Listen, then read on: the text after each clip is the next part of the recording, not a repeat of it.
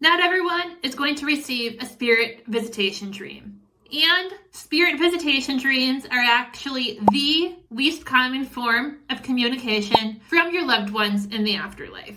And I know that a lot of people are not going to like hearing that, because I hear all the time, why haven't I received a dream? When is he or she going to visit me in a dream? People want spirit visitation dreams. People lean upon spirit visitation dreams. They think that spirit visitation dreams are the end all, be all of communication from our loved ones on the other side. However, that is simply not the case. It is simply the case that not everyone is going to receive a spirit visitation dream from our loved one in the afterlife. But that does not mean that they are not around you. That does not mean that they are not communicating with you. If you want to know why spirit communication dreams are the least common form of communication from loved ones, if you want to know why other forms of communication are more common, how they are more common, and you want to know the attributes of spirit communication dreams so you can validate if you have had one or if you are having one in the future in the incidence of one occurring, keep watching. I'm of the belief system that only our physical bodies need sleep. Our souls do not need sleep. Our brains need sleep. Therefore, I am of the belief system that our souls are communing with other souls every night when our physical bodies sleep. Our souls are communing with the souls of living loved ones and the souls of loved ones in the afterlife. In other words, we could potentially receive a spirit communication dream every single night, but we don't. And the reason that we don't is because we have the hindrance of the human brain.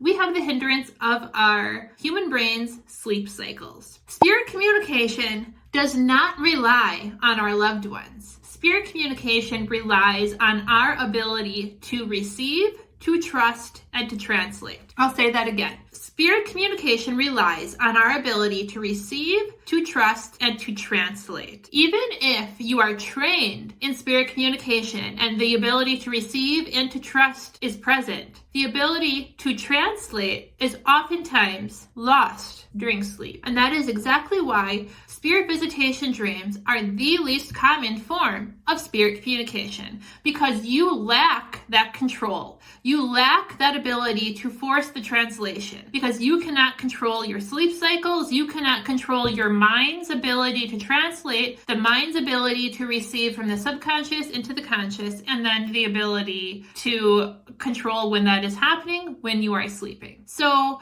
your loved one could potentially be visiting with you, communing with you, soul-to-soul communication-wise every single night, but you are not consciously remembering it. In fact, odds are that is happening. Spirit visitation dreams rely on too much biologically that is completely out of our control. And that is why there are some people who have very regular dreams and some people who never have a single dream, ever, because we cannot control that aspect. And it's unfortunate that people don't understand or think about that, because they come to readings or they contact me and they say, why hasn't he or she visited me in a dream? Why hasn't she visited me when I sleep?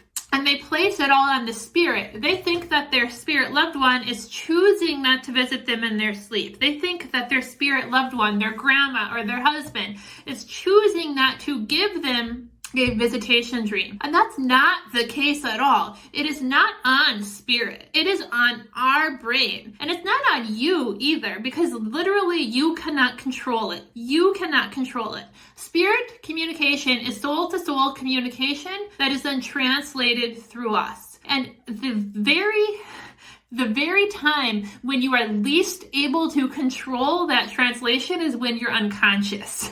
So think about it, right? If you are going to train yourself in spirit communication or learn it even in layman's abilities, like to the lowest standard, you have to be awake at the very, very least. So don't put it on them, but also don't put it on yourself when you're sleeping, right? So there are many other times when spirit communication is going to be much more predominant and much more common. The thing is that people, I think that they rely or want to rely on spirit visitation dreams for two reasons. First of all, they're talked about most commonly. they seem to be most popular in our culture and talked about like they're magical in nature. So they've been given this momentum in people's minds as though they're super sought after, and people, everybody seems to know somebody who's had one, and therefore they are sought after. Everybody wants to have one. So that's one reason why everybody seeks out spirit communication dreams. They feel like they are the easiest to receive because they feel like mediumship and actual spirit communication is for the chosen or for the gifted, when it's not. The ability for it to be for everyone is not yet mainstream, whereas spirit visitation dreams are mainstream. That is why everyone seeks out or hopes for visitation dreams, when in reality it should be everyone seeks for or hopes for spirit communication when it's easier to receive it, and we should be shifting that thought process to what really is, right? And that everybody can receive spirit communication. It's not just for the chosen or for the gifted. The second reason why I think people really seek out and hope for spirit communication dreams is because they don't have to do any work. And I don't mean that to sound how it sounds, but that is just the truth. They want to go to sleep and have it happen. They don't need to really do the work of learning any technique, or they don't want to have any glimmer of self-doubt in their mind that anything could have been their imagination. They don't want to have to rely on trust in themselves, which is super important, right? We have to trust ourselves and we have to trust them. That's the component of spirit communication. And people don't want to have that glimmer of doubt present, so they want to just simply go to sleep and have it happen. It's the easy way out. It's the easy thing to happen, and that's why people want spirit communication dreams to happen. Sort of the lazy mode of spirit communication. But unfortunately for us, in the lazy mode of spirit communication, the reason it's lazy is because we have no control, because it just happens to us. And that very reason is also the reason for why it's the least common form of spirit communication. So what are the most common forms of spirit communication outside?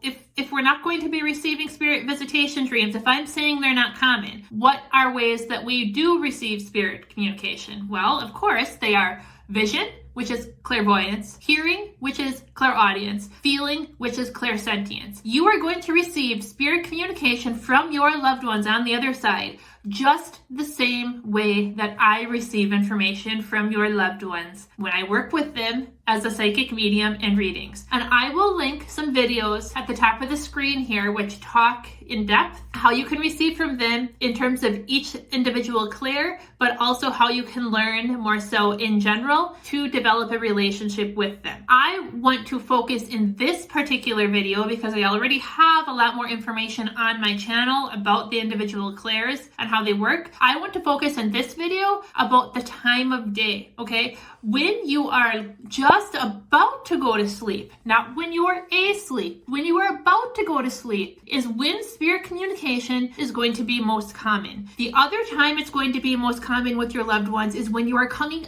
out of sleep, okay?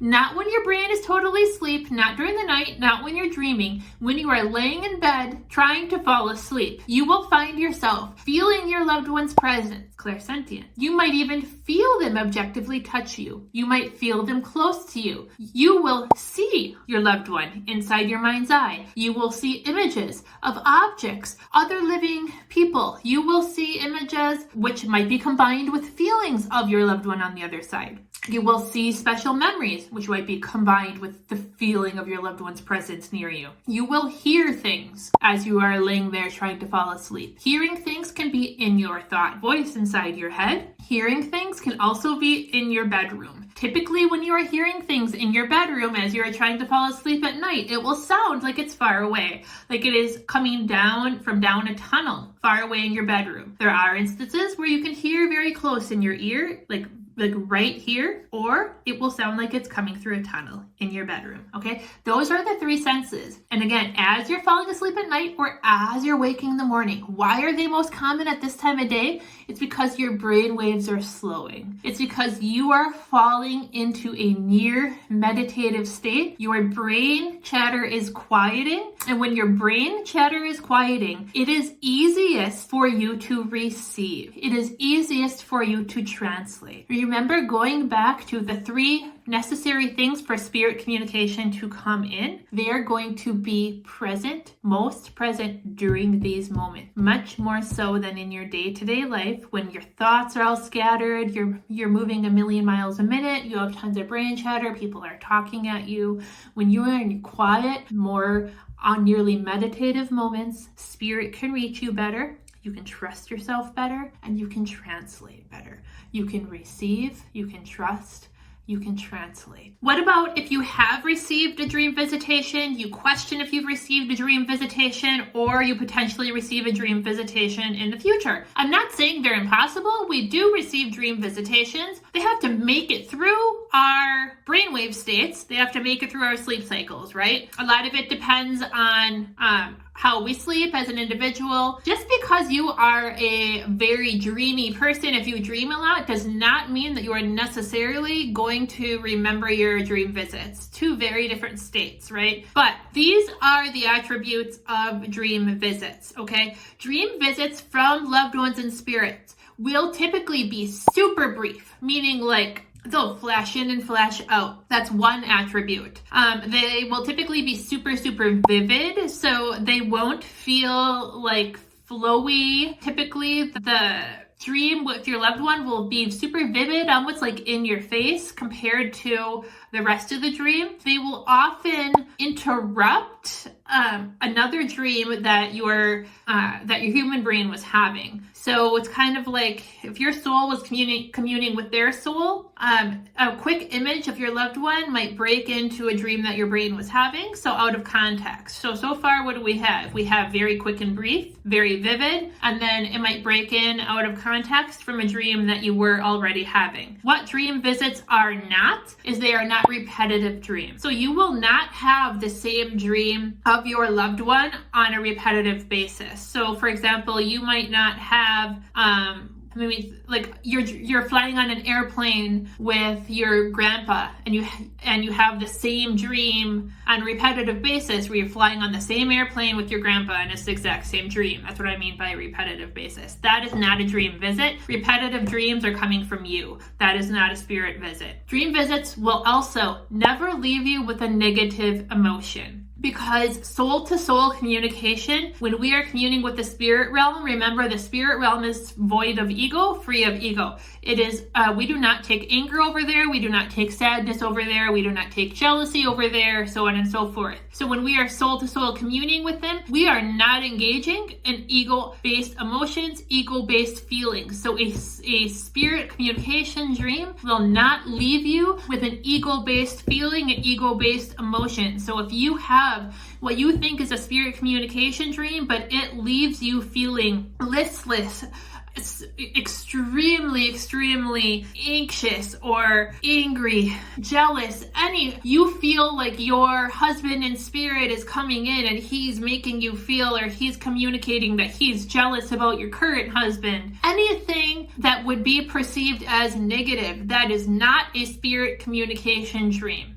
Again, flash, quick, very vivid, oftentimes out of context, not repetitive, no ego-based emotions. Those are the hallmark attributes of spirit communication dreams. The most important thing to take away from this video is that spirit communication, learning to communicate, deepening your relationship with your loved one on the other side is 100% possible. That is absolutely my passion, is to empower people, not to rely on people like me or need people like me, but to deepen their relationships and continue their relationships with their loved ones who have crossed over on their own. That is what I want. That is my end game here, is to help people do that. And in order to do that, I need people to recognize that while spirit visitation dreams, they can absolutely happen, and they are so loving and they're amazing and they leave us feeling wonderful when they occur. They are not the end all be all, and by any means we should not just sit around waiting for them. We should take matters into our own hands. When you are laying in bed at night, you could reach out for them to engage in what I described: your clairvoyance, your clairsentience, your clairaudience. You don't need to just lay around and hope it happens at that time of night either. You can absolutely initiate conversation on your own. So I will leave you with this video here, which talks about how to go ahead with getting started doing that, how to get started with initiating your own communication with your loved ones on the other side.